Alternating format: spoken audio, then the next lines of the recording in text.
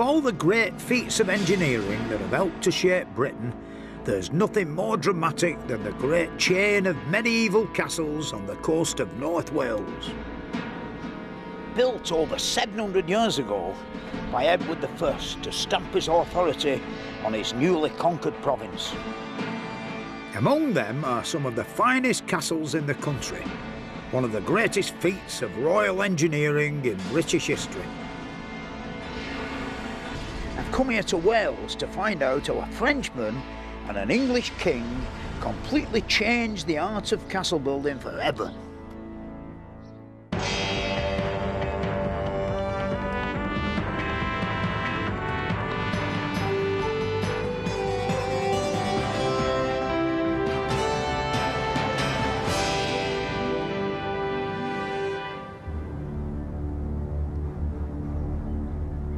In 1282, the Welsh prince, Llewellyn ap Gruffydd, felt strong enough behind his strongholds at Dolbadern and Dolwyddan to defy English authority and assert his independence. It was a situation which King Edward I refused to tolerate, and he was determined to obtain Llewellyn's submission by force of arms. Campaigning in Wales wasn't going to be as easy as Edward had imagined. The whole place was heavily wooded, and it took 2,000 men to clear a pathway through the woods for Edward's armies. Edward fought two very hard and violent wars in Wales, and he finally won when Llewellyn got killed in a minor skirmish, and he was determined never to have to fight the Welsh again. He decided on Europe's most ambitious medieval building programme. Like the Normans before him in England, he would subdue the Welsh with castles. Work started on 3 castles, Harlech, Caernarfon and Conway. But it wasn't just castles that were built. At Conway and Caernarfon, the castle was put into a walled town, an idea borrowed from Gascony in southern France, where Edward had been Duke. And that isn't all Edward borrowed from France. For all his castles here in Wales were actually built by a Frenchman called James of St. George. Master James of St. George came from St. George d'Esperance in Savoy, which is where he got his name and where he came up with a design for a whole new style of castle while he was working as the king's architect.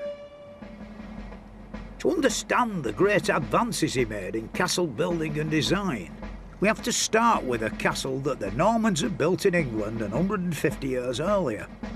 Even back then, the French built the best castles. This is Edingham Castle in Essex. It was built for a Norman lord, Aubrey de Vere, in the 12th century. Aubrey wanted to make his castle look rather posh, so he put an outer skin of dressed stone on it, no doubt to impress his friends and maybe his enemies as well. You can see it's quite thin, really. It doesn't, there's no headers in it and nothing, In fact, considering it's so old, it gives you a false impression. It always almost looks as though the Victorians did it, it's so neat and tidy. Really, you get a better idea of what holds the place up downstairs in the Undercroft. Here I am down in the Undercroft, and here, really, you can see what's holding the whole thing up. Not a lot, eh? It's really the mortar, I mean, there's more mortar than there is stone, actually. And really, it's a credit to the men who mixed it, because it's still quite solid after all these hundreds of years. There must have been more mortar mixers than there were stone fixers, because it looks as though they put the outer skin on the outside, which is beautiful dressed stone, and then they must have maybe built 18 inches of pebbles and flints, and then chucked the mortar in, and as they were doing it, threw the stones in. You can also see down here a great pillar that's 14 feet square, and it goes all the way up to the arch above, and it takes the thrust of the whole weight of the building. In fact, the castle is built round a huge arch that runs right up its centre. This is a cross-section of Edingham Castle Keep, and as you can see, most of it's arches. But for these arches to stay up, you know, they're going to have something pretty big and substantial for them to spring off. You know, unlike a normal bridge from one headland to another, you need, you know, plenty of meat on each side to take the thrust of the arches. Down in the undercroft, which is the equivalent to the cellar, the walls are actually 14 feet thick, with all this great weight of arches pressing down on them. On top of that, you've got the weight of a floor, plus, you know, I don't know how many knights and noblemen sat around the great table eating the venison and all that. So you don't want it falling in, do you know? And then the arch over the banqueting hall is the biggest Norman arch in all of England, and something like 28 or 30 feet across. This is where the great arch emerges out of the wall. Really, you don't really appreciate the arch until you look at the great expanse of the floor above. If they hadn't built it, they would have had to search around for a tree maybe 50 feet long and 2'6" square or something like that, which I'd rather think it were easier to do the arch than find such a tree. A keep like this would have been very sound, and the solidity of its structural work can't be faulted. You can see how thick the walls are all the way up to the top. So when Master James came along with his new ideas, it wasn't the actual building techniques that he tackled. It was the overall shape of the castle and its outer defences that he set out to improve. Until this time, the keep had formed the heart of the castle, and it housed the lord of the manor and was built on a mound of earth called a motte. Next to this there was the outer stockade where everybody else lived, which was called the bailey. And the bailey had a wall round it with a gate in it. And of course the gate were the most weak bits of all the lot. And if you knocked the gate down, the enemy were in and all the defenders had to run and hide in the keep. What Master James did was to move the keep to the gate and rechristen it the Barbican. And what he did next was to do away with the motte altogether and build a series of towers round the outer wall. This made the castle much more defendable. If you did manage to breach the walls or gain entry through the Barbican, you could be fired at internally, you know, by the defenders who would be all on top of the walls and in each of the towers. You can see this at the first of his castles, which was Harlech. It's the most defensive of Master James's works, and this is hardly surprising when you think that they started building it while Edward was still at war with the Welsh. This side of the castle, without a doubt, is the best side to show the various stages of construction of it. I mean, it's very obvious if you look at the main wall, you can see at the bottom of it, it's quite rough stonework done by the soldiers while still under attack.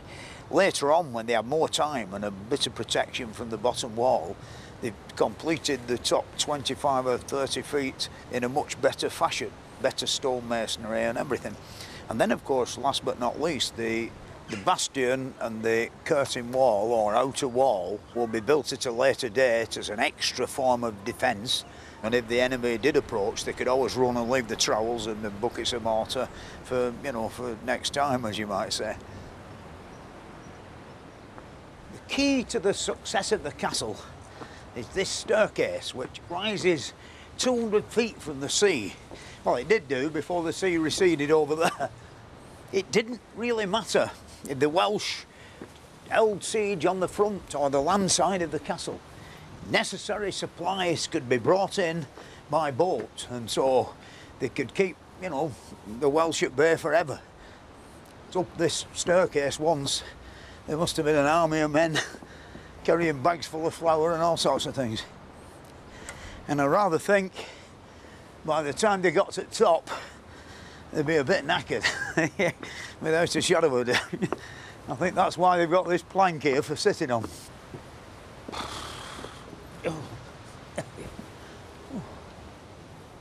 From this angle, you can see the way the rock had to be dug away to set the foundations of the castle directly onto the solid rock. It's as if the castle was hewn out of the rock itself. Having built the castle on top of a large cliff overlooking the sea, this left the inland side of it rather vulnerable to attack, you see. And to remedy this serious problem, they dug this huge gorge behind it in solid rock. And I mean, I rather think using the natural cleavage of the rock and iron wedges and big hammers, they shifted an immense amount of material. And without a shadow of a doubt, it's a wonderful feat of engineering and rock removal.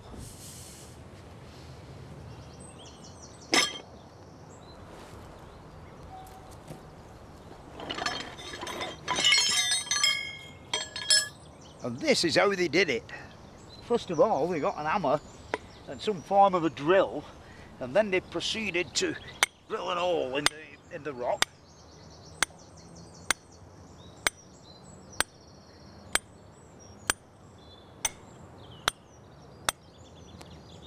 When the hole's sufficiently deep, you then insert a pair of slips, or some people call them feathers, or 2 lumps of iron down the hole, and then a big iron wedge which you insert between the 2 metal plates. And this, of course, has a nice sliding action when you beat it with the hammer, you know, and opens up a great crack, and off will come a great slab of rock.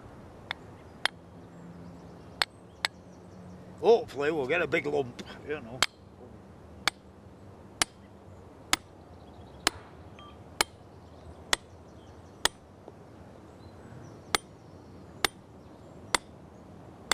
As you can see, it's not as easy as it sounds.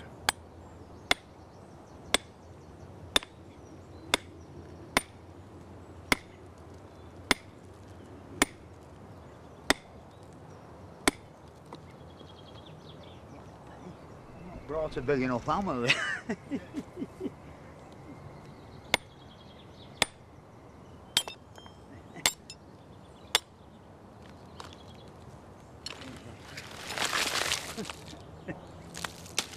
I don't know about building a wall, but there's a few more slates for my roof.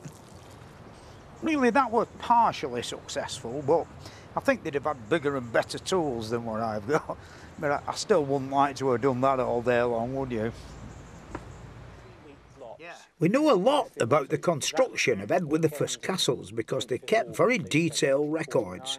And here at the Public Records Office, I've got David Carpenter to tell me all about them. What this is, it's the account of the controller, the person in charge of the money at Harlech, really for 1286. And it's extraordinary because it actually gives you a wonderful picture of the numbers of people working, the different rates of pay. So you see, very helpfully in the margin, they actually told us who the various craftsmen were with these little sort of lines.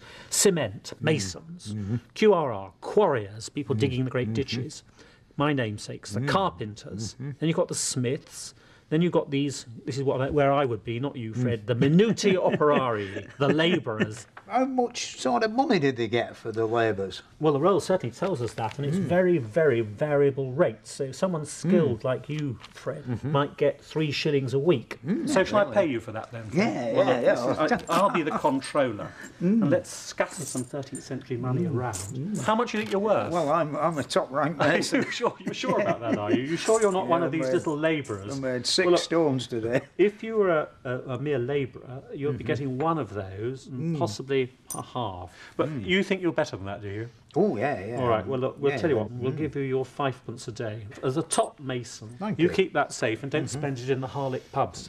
And would there be an ale allowance as well? Would there be? I fear not. No, you'd have to spend your own. Actually, that's a fascinating thing about all this, that you couldn't, because this is so valuable. I mean, if you think of, if that's that's the only currency, you couldn't actually go into a pub and buy yourself a drink because the money would be worth too much. I mean, that's a day's pay. So you probably had to do that by barter.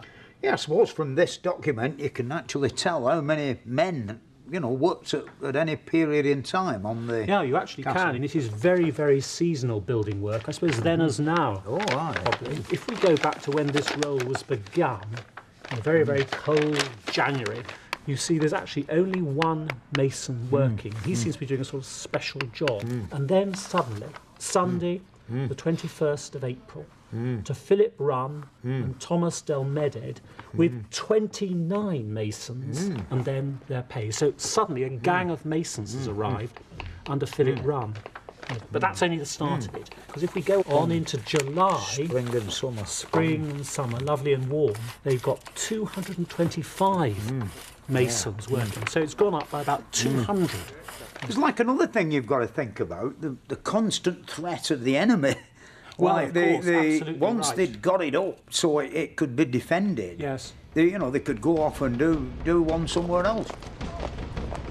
In this very tense period, you sometimes get workmen being moved from one part of Wales to another under armed guard. It's very, very tense and dangerous, and I should think I'd be jolly pleased to be one of those workmen to get out of it at the end of the year, take my little pouch of money home and get back to where I'd come from.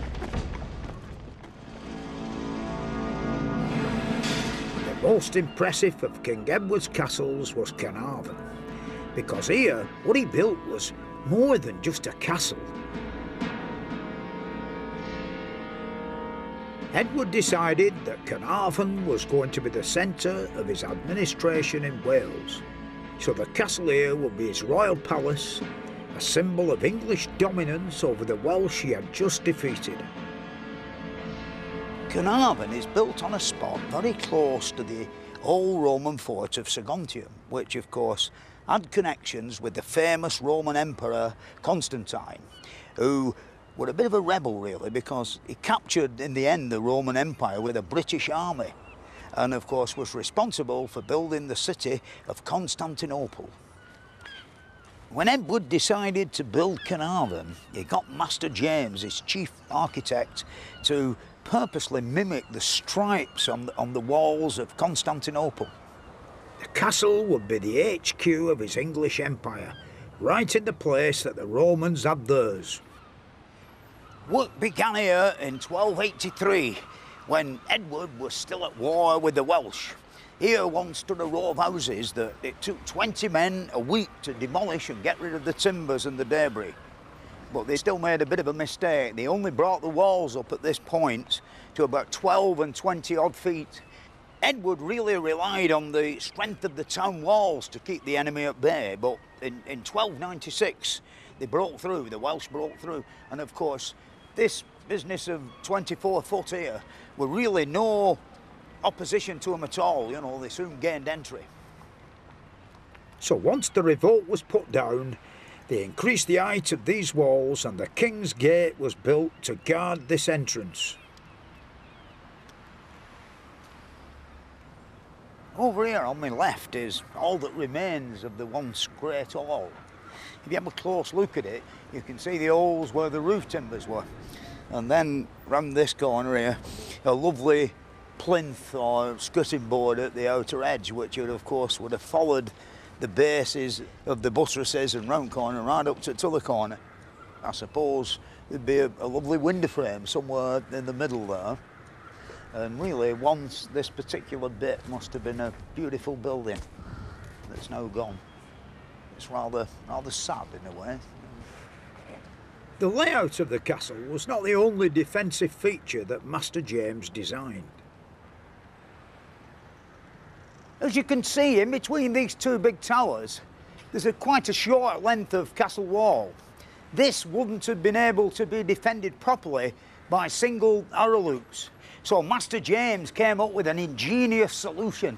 He did these like 3 entrances all into one. So if you imagine 3 crossbowmen, like one stood here firing that way, twang, and then another one up here, twang, and then another one down here, like twang. It'd be like all that crossfire down below. Like the enemy looking up at the walls would just see one slot. And he'd imagine if he stood in between these 2 slots, he'd be safe. But he wouldn't. He'd get caught in a deadly crossfire like a medieval machine gun.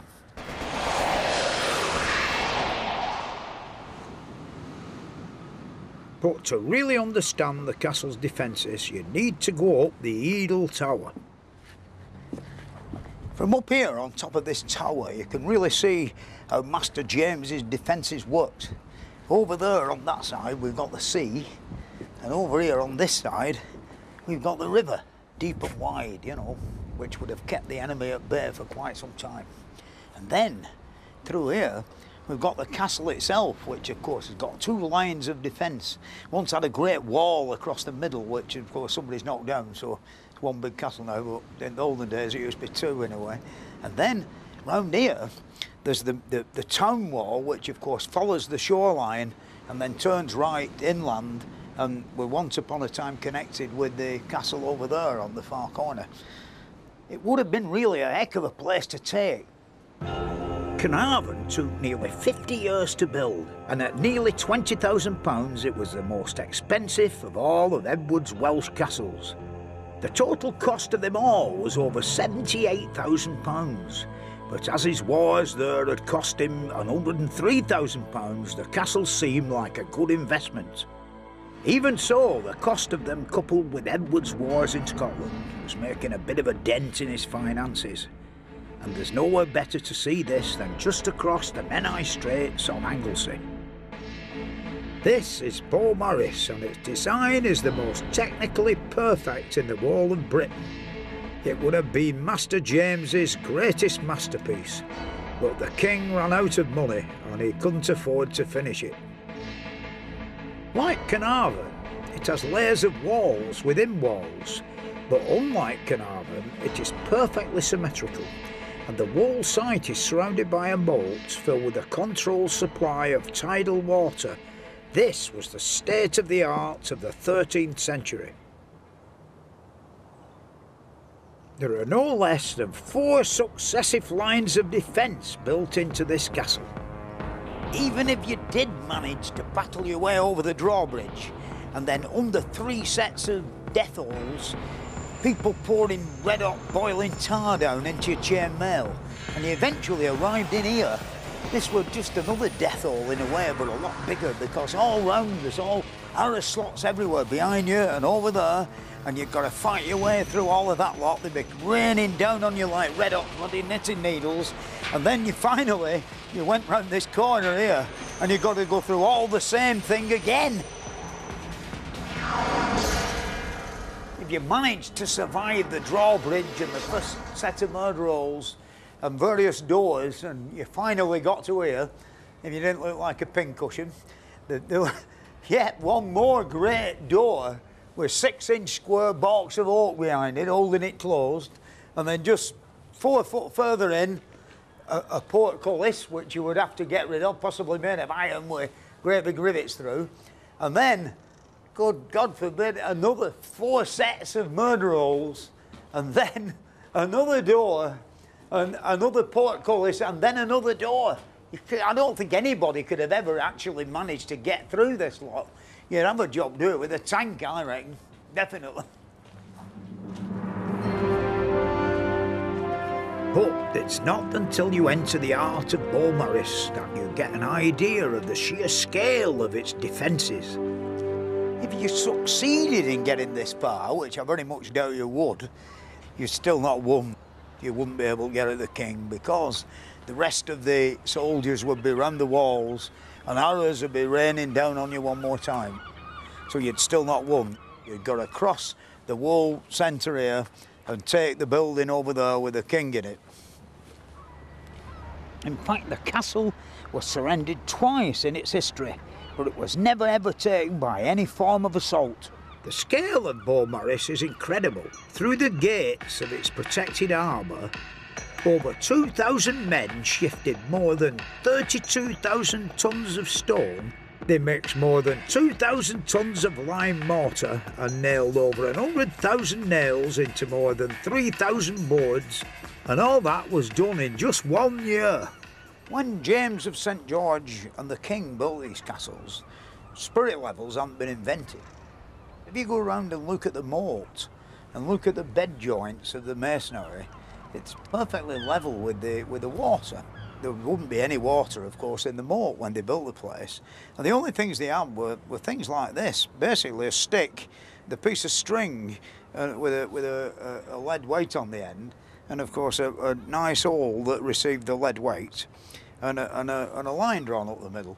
And of course, when you put it on the wall like that, if the wall is plumb, the lead weight will hang perfectly central in the hole, you see. If it leans, of course, you know, the wall, the ball's in the wrong shot. And that's how they got everything vertical. I mean, you can actually compare it with a modern spirit level, and of course, you know, bang on, you say, it's perfect. We've not improved that much, really, have we?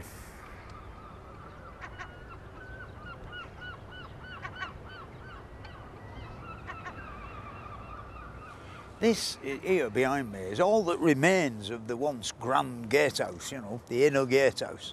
And of course, Charles II issued orders to demolish it.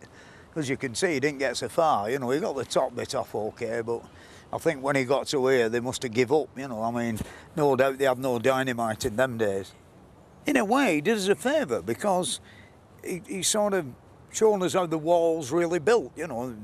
The fact that there's beautiful dress stones on the outside with nice narrow joints, and then in the middle it's just big lumps of all sorts thrown in with a great deal of mortar, you know, but they made sure there were no real voids in it, you know. And of course over the back here there's two lines of inclined holes which would have contained the put logs with an inclined plane on it. As the wall advanced upwards, they left a stone missing, stuck a piece of wood onto the top of the wall they'd already built, and then tied a fir pole or a tree trunk to the other end, and then put boards across, which of course to enable them to raise the materials to the top of the wall as it advanced in an upward direction. They did have cranes, but they were too slow, and I don't think they would have delivered the necessary amount of materials up to the top of the wall. So they devised like the inclined plane, where maybe 2 or 3 men could drag a box full of mortar up. The thing is, I still use basically the same methods today. Much easier to drag an heavy weight than it is to actually lift it up and carry it, because you'd have to go out and get a crane or an helicopter nowadays to get something high up. But if it's of a reasonable weight and it can be dragged along, you know, on some sort of sledge, it's a lot cheaper. It might be a bit slower and more inconvenient, but it still works.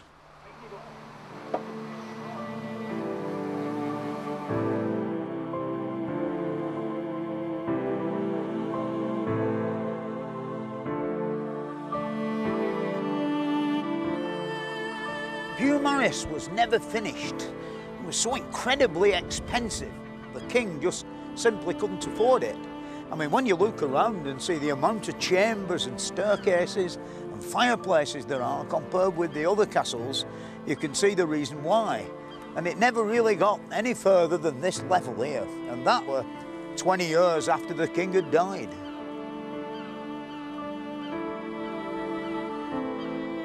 The king died in 1307, closely followed by James. Beaumaris really is a monument to the great dreams that they had. They both had the ideas of grandeur, but not the money or the time. That's the reason, really, that the thing's unfinished. Time and tide waits for no man, not even the king.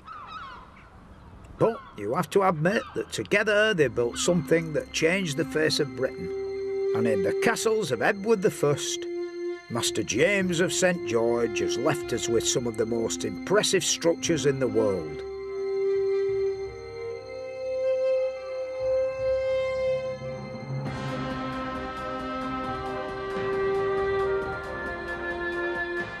See Michael Portillo's whistle-stop tour around the shore of the British Isles. Great coastal railway journeys. Watch now on BBC iPlayer.